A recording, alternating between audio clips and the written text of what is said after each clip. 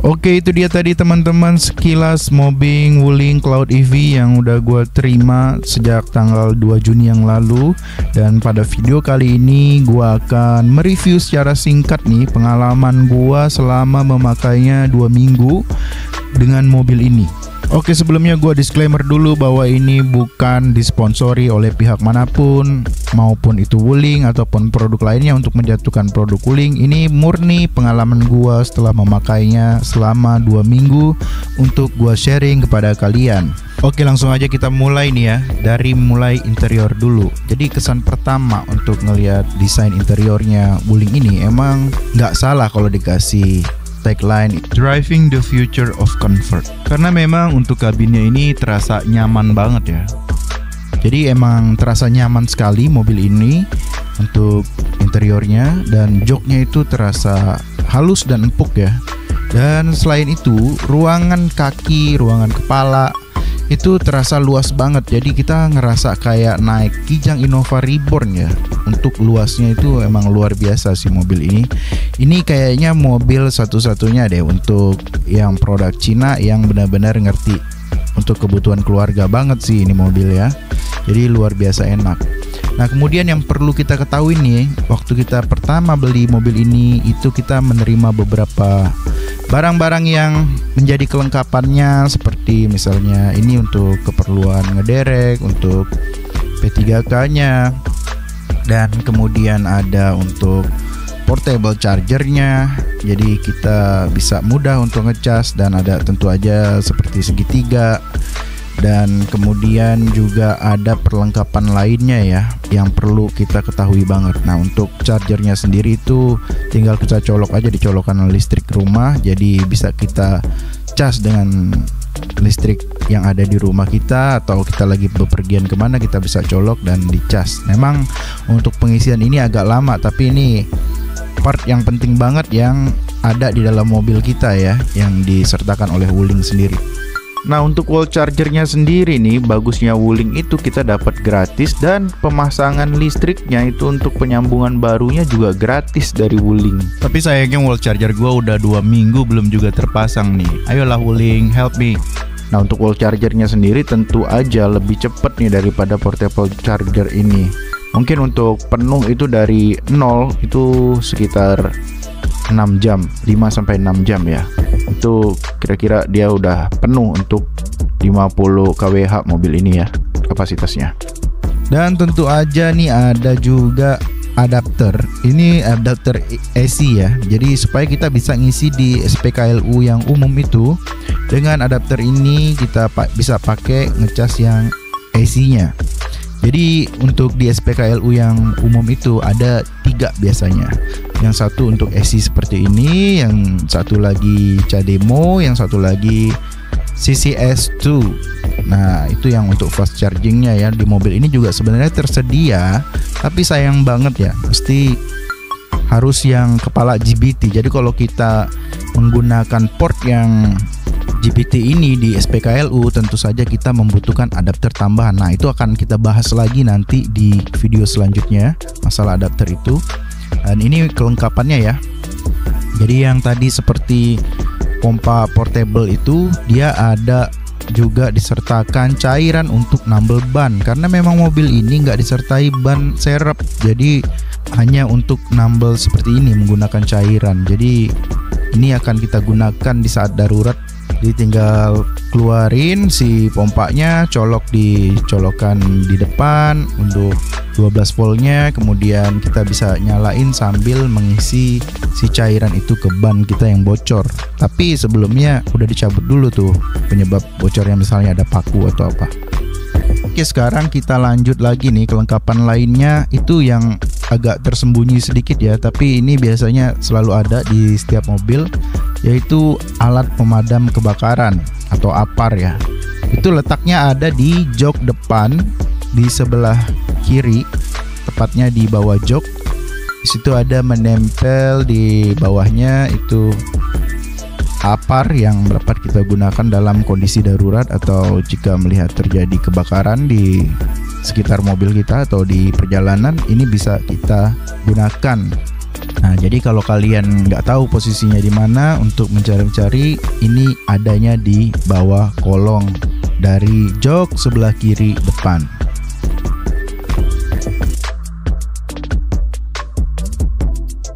Kemudian kita lanjut nih ya, kita cek lagi bagian interiornya.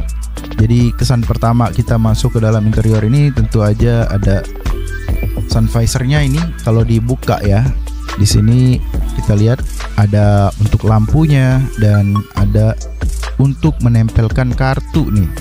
Cuman agak aneh juga kenapa kartu ini adanya di kiri, padahal mobil-mobil di Indonesia itu setirnya di kanan. Apakah ini masih versinya China? Nah, harusnya kan di sebelah kanan supaya kalau kita mau bayar pakai kartu tol itu lebih mudah ya. Jadi ini kayak kesannya kayak terbalik gitu.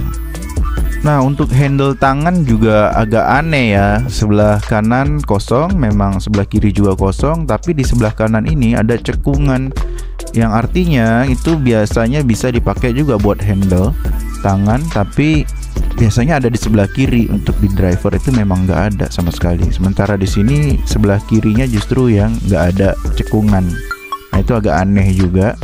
Kemudian begitu kita masuk nih ke dalam, jadi mobil ini kan nggak perlu di start lagi, udah tinggal kita injak rem, dia udah ready mode-nya ya. Nah, kemudian yang agak sedikit aneh juga ketika kita membuka yang namanya 360-nya, dimana tampilan mobil yang ada di layar itu menggunakan panoramik ya, sunroof panoramik ya. Dan ini berbeda banget dengan yang mobil yang sekarang ini yang ada di Indonesia, itu nggak ada panoramiknya. Mungkin ini 360-nya masih yang untuk versi China juga sepertinya. Jadi agak aneh juga karena barang untuk Indonesianya ternyata masih mirip-mirip yang di China, posisi-posisinya maupun itu 360-nya. Nah, untuk tampilan head unitnya sendiri terbilang sederhana banget ya.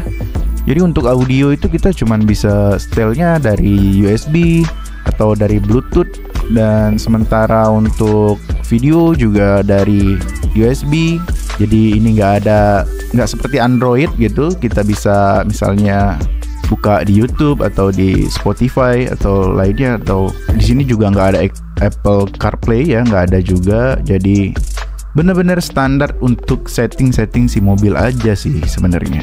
Padahal kalau lagi ngaktifin sofa mode nih, misalnya kursi depan kiri kanannya dilipat, itu kan lumayan bisa sambil santai-santai sambil nungguin anak sekolah. Jadi nggak bosen gitu, kita sambil bisa nonton misalnya dari mirroring kayak dari HP, ataukah itu bisa langsung dari head unitnya. Ini juga yang sayangnya nggak ada, dan itu sangat disayangkan banget. Layar sebesar ini tuh fungsinya sangat-sangat minimal banget gitu. Simple banget, nggak ada apa-apa, termasuk GPS pun nggak ada. Nah, ini perlu jadi catatan juga untuk pihak Wuling ya. Mungkin itu bisa untuk di versi selanjutnya atau yang ada sekarang bisa di-upgrade atau di-update softwarenya supaya bisa ada GPS-nya dan lain-lainnya. Nah, ini juga nggak ada ya untuk koneksi WiFi, nggak ada, untuk mirroring juga nggak ada. ADAS juga di sini yang ditampilkan itu ADAS-nya sangat sedikit dan sangat sederhana ya, boleh dibilang, karena banyak fungsi-fungsi itu yang sebenarnya baru bisa kita temukan setelah kita membaca manual book. Jadi penting banget kita baca manual book. Bagaimana cara kita mengaktifkannya, ternyata ada di tombol di setir, dan ada settingan lainnya untuk mengatur jarak antara mobil depan dan mobil ini. Itu ternyata ada di setir juga, dan ini akan kita bahas nanti ya pada pembahasan khusus mengenai ADAS-nya. Nah, untuk legroom nih sangat luas ya mobil ini. Jadi untuk masalah kenyamanan ya, emang nyaman mobil ini, memang enak banget gitu. Jadi kayak bernostalgia di Kijang Reborn gitu ya, Innova Reborn. Jadi enak banget dan luas, terasa luas gitu, nggak sempit. Nih cocok banget buat orang yang suka ngerasa nggak nyaman di mobil yang terasa sempit gitu, kayak mau sesak napas. Nih cocok banget untuk menggunakan Wuling Cloud EV ini ya. Itu luar biasa sih, patut diapresiasi masalah luasnya itu. Dan bagasinya juga nggak kalah luas ya. Ini sih luar biasa emang bagasi ini. Jadi nggak cuman di bagian atas, ternyata di bawahnya juga ada ruangan yang lumayan besar untuk nyimpen barang. Termasuk nih gue lagi nyimpen adaptor di dalam ini, adaptor DC. Nah nanti buat kalian nih yang pengen ngecas atau kalian punya hobi keluar kota menggunakan mobil EV ini, tentu saja bisa. Tapi dengan catatan kalau jarak tempuhnya jauh ya sebaiknya punya adaptor DC. Karena dengan adaptor DC ya jadi agak lebih terbantu ya.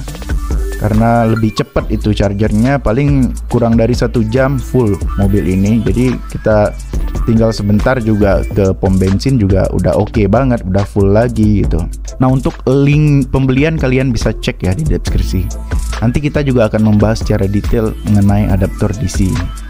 Nah kemudian yang bagian agak aneh juga ini, di sini ada kompartemen di bawah, dimana di situ ada port untuk charger dan port untuk USB. Ya cuman hal kecil sih ya, tapi kayaknya agak mengganggu juga. Jadi kalau kita pasang nih semua portnya itu, misalnya satu untuk charger, satu untuk USB, itu nggak akan bisa ditutup ya. Padahal kadang kita perlu juga gitu untuk menutup itu supaya lebih enak lagi gitu. Kalau kita meletakkan barang-barang tertentu di dalamnya itu cenderung lebih aman kalau kita lupa bawa keluar gitu, karena ini bisa ketutup tapi nyatanya nggak bisa ditutup. Nah ini hal kecil yang mungkin harus diperhatiin juga sih oleh pihak Wuling. Sederhana banget tapi lumayan penting juga, karena sebagusnya bisa ditutup, jadi bisa juga buat naruh sesuatu di atasnya atau apa.